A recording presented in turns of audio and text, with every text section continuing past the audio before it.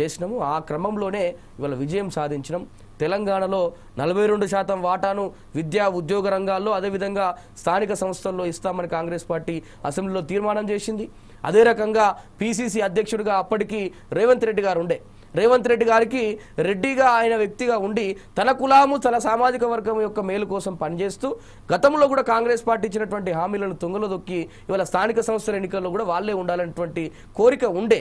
కానీ ఇవాళ బీసీ ఉద్యమం ప్రబలుతుంది, బీసీలు ఆమరణ దీక్షలు చేస్తున్నారు అని రాహుల్ గాంధీ గారు గమనించి బీసీ బిడ్డ మహేష్ కుమార్ గౌడ్ గారికి ఆ యొక్క పిసిసి అధ్యక్ష పదవి ఇవ్వడం జరిగింది. అంతేకాకుండా బీసీ కమిషన్ ఏర్పాటు చేయించుకున్నాం. ఇవన్నీ హక్కులు సాధించుకోగలిగి ఇవాళ 42% రిజర్వేషన్ వాటాను అసెంబ్లీలో తీర్మానమైంది కాబట్టి అమలు చేయమన్నటువంటి డిమాండ్ తోటి మళ్ళీ మేము పోరాటం చేస్తూ ఉన్నాం.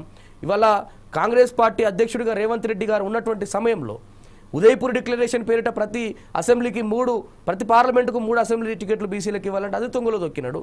పార్లమెంటు సీట్లు పంచేకాడ తుంగలో దొక్కినాడు. ఇవాళ స్థానిక సంస్థల్లో కూడా ఇదే పంత కొనసాగించేటువంటి ప్రమాదం ఉండే. కాబట్టి మా అమర దీక్ష అన్నిటికీ అటు రాజకీయంగా, ఇటు పరిపాలనా వ్యవస్థగా, ఇటు సామాజిక హక్కులుగా, అదేవిధంగా కాంగ్రెస్ పార్టీ ఇచ్చినటువంటి హామీల అమలుగా ఈ యొక్క మా ఆమరణ దీక్ష అనేది పనిచేసింది.